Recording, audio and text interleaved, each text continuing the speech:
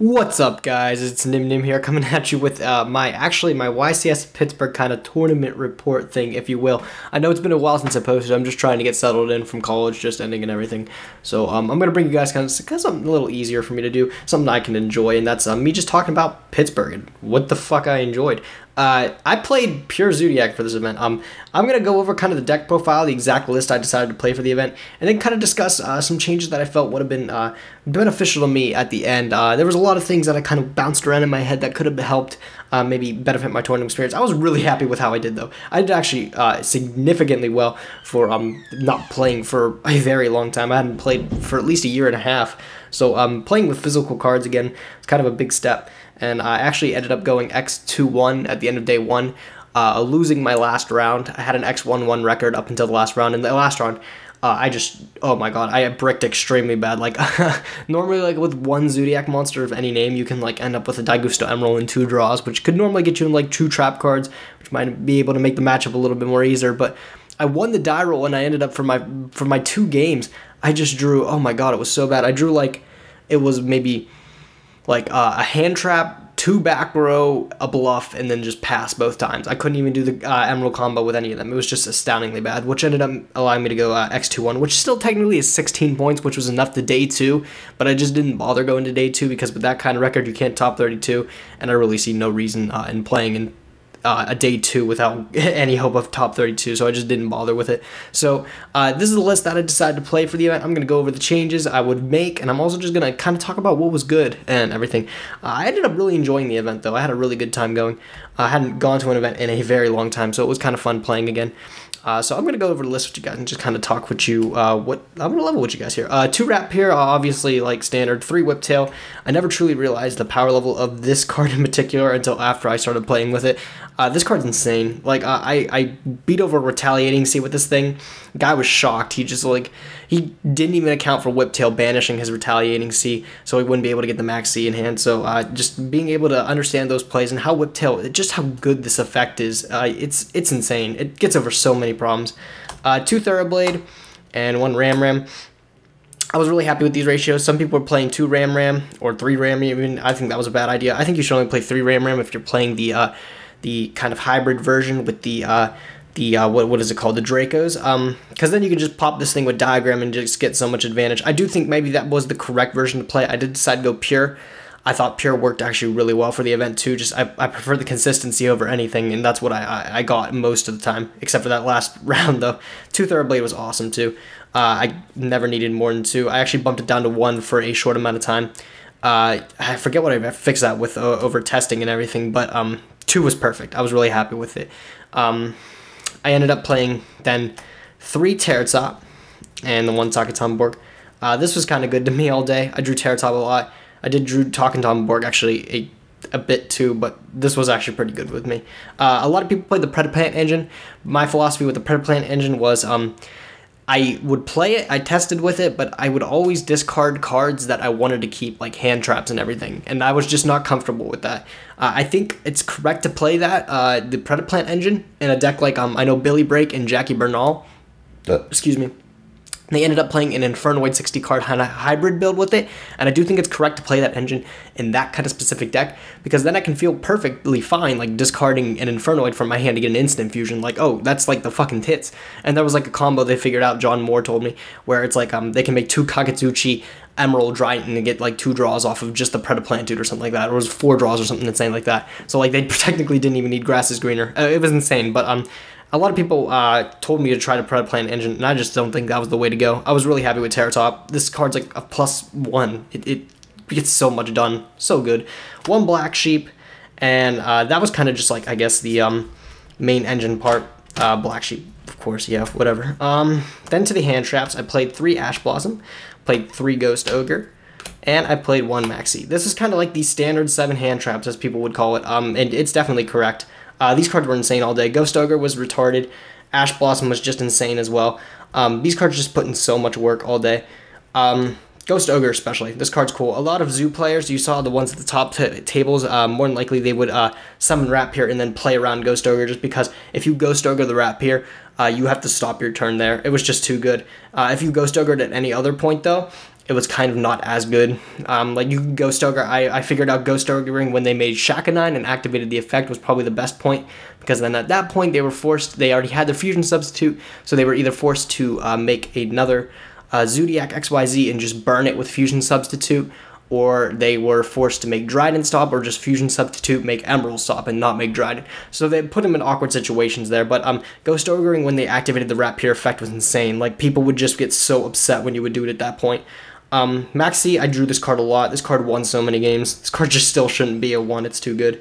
And Ash Blossom, of course, is just insane. A lot of people actually didn't have these for the event, and if you had them, you were at such a high advantage, because it was such an expensive card. Everybody needed it. And that was the monster count. Really happy with it. Nothing I would change in the monster count, actually. I tried main decking Drool and Lockbird along with that, and it's just, I don't think it was correct. I thought the monster count was really, really appropriate. I liked it a lot. Moving on to the spell count. 3 Zoodiac Barrage. 3 Tenki. A lot of people played maybe 2 Tenki. Depends on what build you like. Like I said, I preferred consistency over anything. And the consistency, oh, that got there. This consistency was just dumb. I definitely wanted to open up like those ideal hands every game where I could get to Rapier. Of course, that didn't happen last match as I went X2-1. But I was more than comfortable with this. I like this a lot. A lot of people play 2 Tenki to maybe put like in another trap.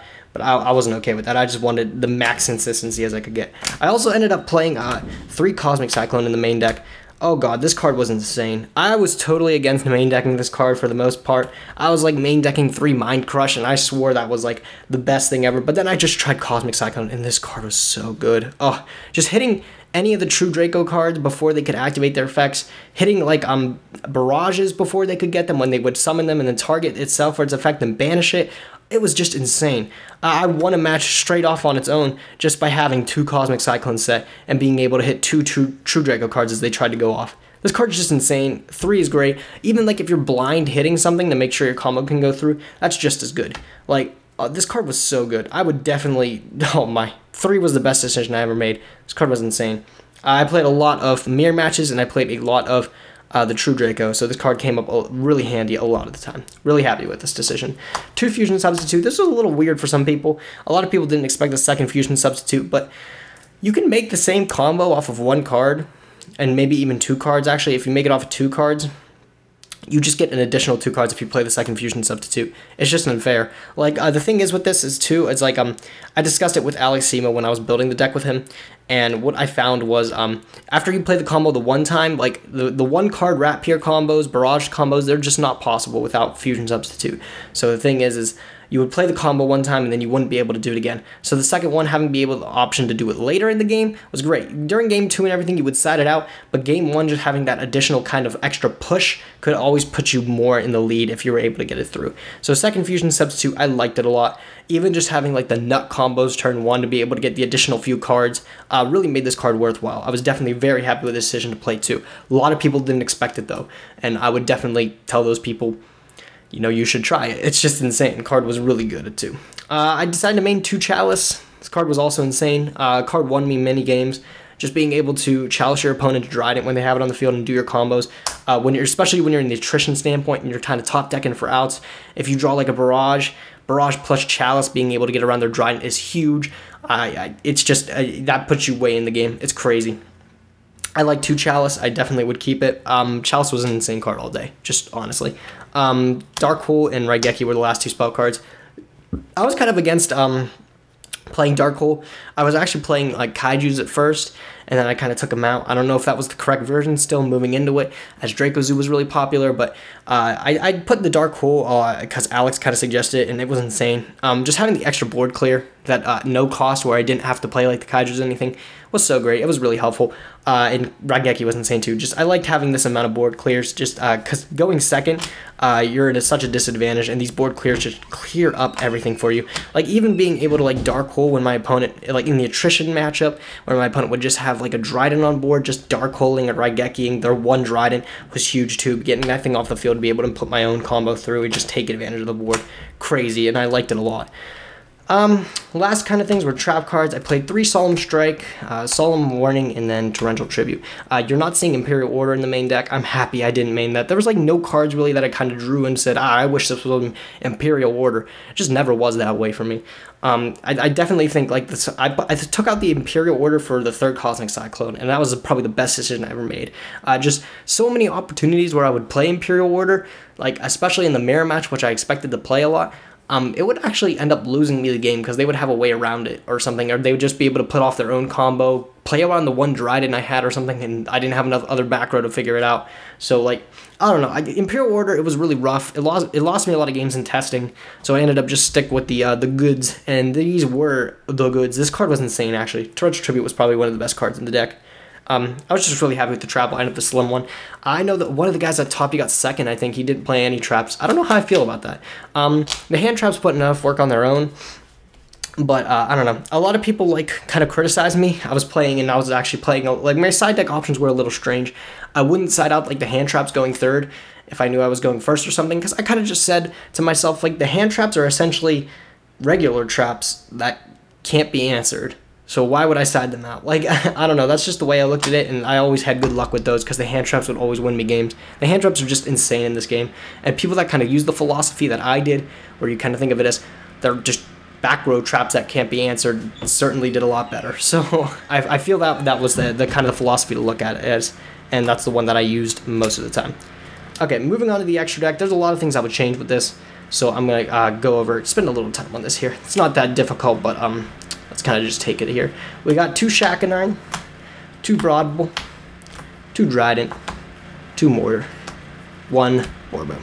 So this was the Zoodiac count. I did not play Hammerclong. I did not think it was worth it. I definitely do think Hammerclong was worth it, but I would not change any of these counts here.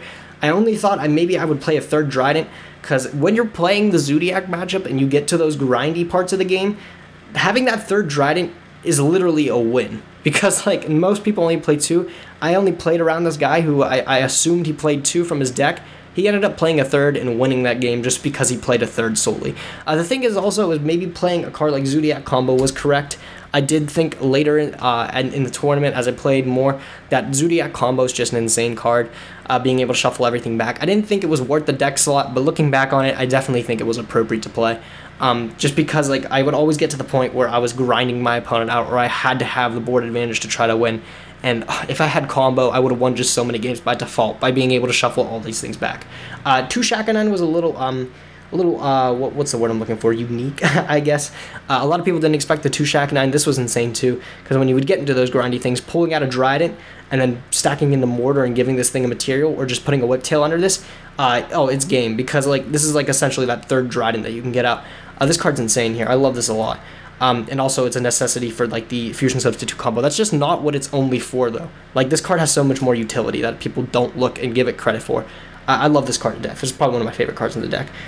Broadbull is insane, and then like I said, 3 Dryden would be good. I definitely would play Hammerclong again, but I would play Hammerclong again and play, not that, that's a good card. I would play Hammerclong in place of the Abyss Dweller, which was my only default rank 4 that wasn't the Emeralds, which are just like, Emeralds are staple, I guess, the 2 Emeralds. But I played this, and I ended up also playing Tornado Dragon before I took it out for like the 2nd Tiger Mortar.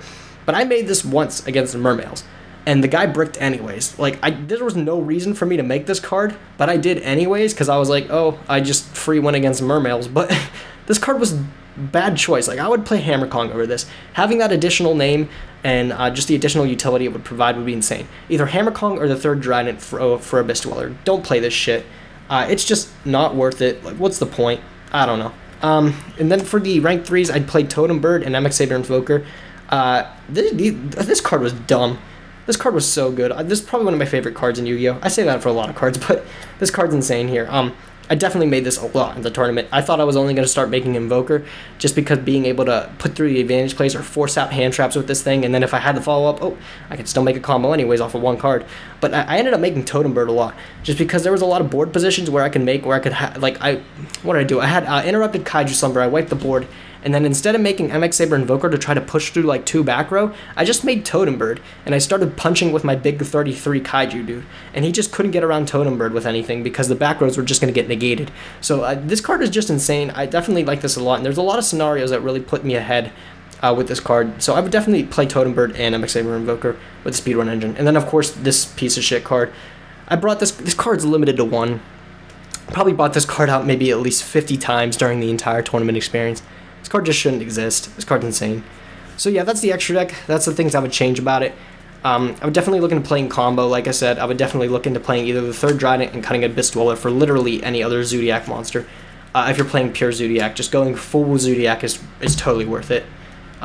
Moving into the side deck, I sided 2 Droll and Lockbird, sided 1 of each Kaiju dude, the good ones like Kamungus, Gamma Seal, the Jizakuru, and then the Thunder King Bro. And I sided 3 Denko Sekka as like the monsters. Droll and Lockbird was insane. I figured out how to fit this guy in for like the matchups appropriately later in. I didn't really think about it too much. This card sucked. I played 1 Paleozoic all day, and we didn't even make it to game 2. I feel bad for the guy. I ended up I sort of stretched out time, if you will. I did like kind of, I guess, intentionally stall for time to win the game, as I knew it was my only way to win. But that's just strategic thinking, I call it, rather than abusing the time system. So that's what I ended up siding, and I kind of thought it was a good idea here. I'll teach you guys what I actually did here. I played the 2 Slumber too as well. What I ended up doing is I decided that playing the 2 Slumber and then siding a Gamma Seal and like a Jizakuru, as well as the Droll and Lockbirds, was just better in most cases than siding all 4 of the Kaijus and these. Like, even if these were dead, I'm looking for the board clear more than the Kaijus himself against the Zoo matchups. So having these Droll and Lockbirds were just insane. I'm throwing cards all over the place, but I don't even care really. So this card was insane though. This card was really good. I don't think it was main deck worthy, but definitely the price that people are paying for it is definitely it's appropriate, because the card's insane. Last cards I sided, I did side the Imperial Order, and then 3 different Dimension God. I expected to play a lot more 60 card. I didn't play 1 throughout the entire tournament, but I expected to play a lot more of it. So this card was insane though in testing. Like for a case tournament that I played in, I got top 8.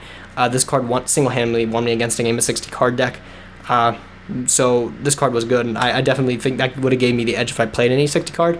I knew it was unlikely, because everybody was going to be playing Ash for the tournament. So it's whatever, but I don't know. I think this was appropriate here. And then Imperial Order. Like I said, I didn't even really side this card that much. I maybe sided it once or twice, but I don't know. I just felt like this card wasn't main deck worthy, and I'm happy I didn't main deck it. So yeah. Altogether, I really enjoyed the tournament. I thought, again, like I thought I did really well for having to not play for a very long time, like a year and a half I hadn't played. So I was definitely really happy with how well I did. Like I said, I did day 2, but I just didn't bother playing, because what's the point, you know? So, yeah, let me just wrap this up here, and I'll kind of give you guys just a little debriefing. So yeah, I was definitely really happy with how the deck performed. Like I said, those little changes I would make, I felt like maybe could have gave me an edge in the grind game, which I spent most of my time playing. I really learned how to play the time matchup as I went into time a lot, and definitely understanding how to play time correctly definitely gave me the edge, as a lot of games would go into time. Ram was insane in time limit, and understanding exactly how to keep myself just a little bit above on life points going into those 5 turns of time really helped. There was a lot of times where I was sweating, like if they had like the 1 card outs, but I would calculate in my head exactly what the odds were that they would have that. So understanding how to play time is super important. I'm going to make a video on that later, but that definitely actually helped me in my tournament experience to go as well as I did. Yeah, but I'm really happy with this deck. Thank you to Top Deck Cards and Games for lending me literally every card in the deck. I didn't have to pay a dime to play. I was so happy that I didn't have to spend anything to play. But yeah, so yeah, if you guys liked the video, be sure to like the video, thumbs up the video, how much you enjoyed the video, and I thank you guys for watching. Thanks for watching, guys. Nyhmnim signing out.